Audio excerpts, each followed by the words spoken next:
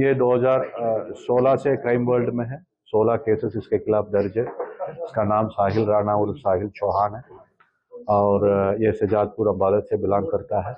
और ये 12वीं क्लास में पढ़ रहा था तभी ये बूपी राणा गैंग के साथ मिलके काफ़ी वारदातें की हैं, अटेम्प्ट टू मर्डर्स और कोर्ट में भी जो गोली मारी है मोनू राणा को, जो अपोजिट गैंग का था, जिस पे इसका कन्विक्शन हुआ 10 साल का, उस पे ही बेल पे 2024 में आया ये। फिर यहाँ से बेंगलुरु से फेक डॉक्यूमेंट्स पे अपने पासपोर्ट बना के ढाका भाग गया।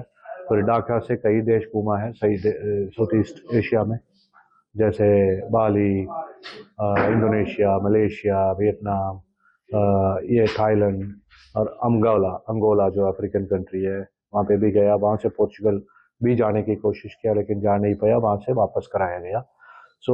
ये जब वियतनाम से जब थाईलैंड कल वापस आ रहा था, जब थाईलैंड एयरपोर्ट में जो RCN थी उसके बेसिस पे पकड़ा गया और इसके बारे में पंजाब पुलिस ने तुरंत हमें वसीम को फ़ोन करके इन्फॉर्म किया है।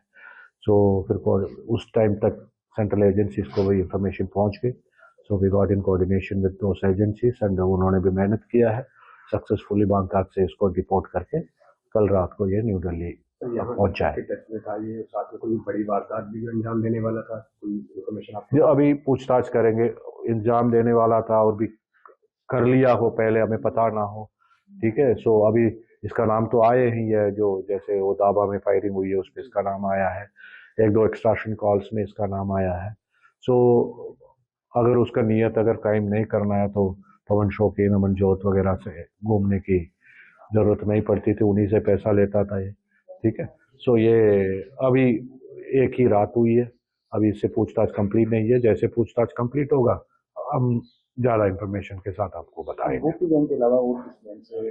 बूपी रैंक तो फिर लार्जर वर्टिकल है ना इनका, एक बम्बैया, कौशल चौधरी, ये सब एक ही ग्रुप के हैं। एक दूसरे के लिए मदद करते हैं, तो वही कर रहे थे। कौशल के लिए भी काम कर रहा था। थाईलैंड क्या करने पहुंचा था?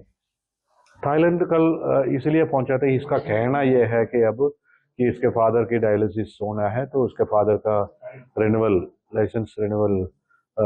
पासपोर्ट रिन्यूअल का प्रोसेस चल रहा है, करा के वहां बुला के इनके डायलिसिस करा लेंगे। Is claiming this, we will get it verified.